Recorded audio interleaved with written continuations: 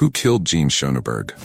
Away from the city lights, a teacher was brutally killed in a rural Texas town southwest of Houston. It's a murder that happened almost 20 years ago, but investigators are hoping new leads will crack the case wide open. It was not a random thing. I don't believe at all, said Lois Woodring, friend and former teacher. She was just always a very beautifully dressed person, carried herself well. Jean Schoenberg, 57, was a picture-perfect teacher who was murdered in the middle of nowhere. We're 90 miles from Houston, 40 miles from Victoria, so I never remember anyone coming and covering any of it, added Andy Bridges, principal at Ganado High School, where Jean taught. The crime scene, surrounded by cows and crops in rural Wharton County, seems like an ideal place for a killer to disappear. The day Jean was murdered, Lois was waiting for her at school.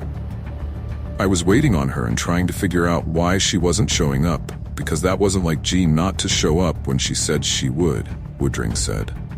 Sergeant Scott Grosser with the Wharton County Sheriff's Office remembers hearing the call from County Road 311.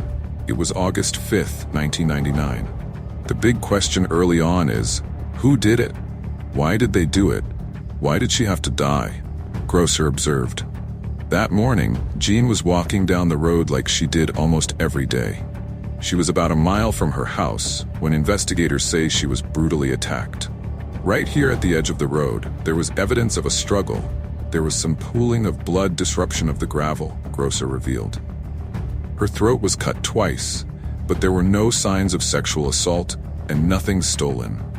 It was a very violent attack. Someone managed to approach her, whether they were in a vehicle or on foot from somewhere they were hiding is unknown, he added. The odd thing is it happened right at this tree. Jean's turnaround point to head back home. The way she was killed, it almost seems like somebody knew her patterns, Woodring said. Deputies say there were no witnesses, and the whole area is family. Over the years, Jean's husband, son and daughter haven't said much publicly about the murder. In fact, they asked us to leave it alone. I would like to see justice for Jean, Woodring declared. This friend, though, is talking, hoping it can make a difference. After the funeral, she noticed something she shared with the Texas Rangers.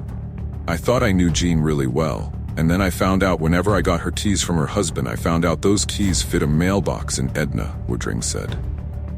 This was strange to Woodring, because Jean lived in the Louise area and taught in Ganado, but Edna is the next town over and in the opposite direction. I bet she just didn't want that to be shared with others, I guess, she said. Everybody has secrets. Deputies chased down leads from letters, but they didn't want to talk about what or who they found, only that it didn't lead to a killer. Investigators told KHOU they believe the killer is still out there, and they also believe there are people who know who did it.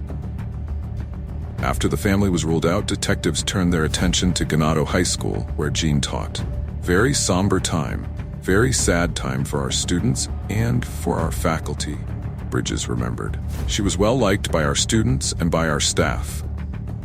Jean taught in Ganado for at least 5 years, mostly English. There were students that may not have liked doing their work for her, what she expected of them and wanted from them. But at the same time, this was a new school year, Woodring recalled. I don't think it was a student or a young person that did this. Detectives are starting over, following a new leads behind bars. They're resubmitting DNA evidence, hoping to find a match to someone already in the system. It needs to be solved. A woman was murdered out here. She didn't deserve to die like this, Grosser said. For now, it's just another lead that could be as remote as the crime scene itself. It just doesn't fit a pattern. It doesn't fall in place with any other series of unexplained attacks of its nature. It stands alone, he declared. I always wanted some sort of closure for this, Woodring admitted. I know that there's a lot of people that have questions about what happened to her. I don't think her case has ever been forgotten. Investigators are hopeful they can solve Jean's case, because it was one of just 2 cold cases in the entire county.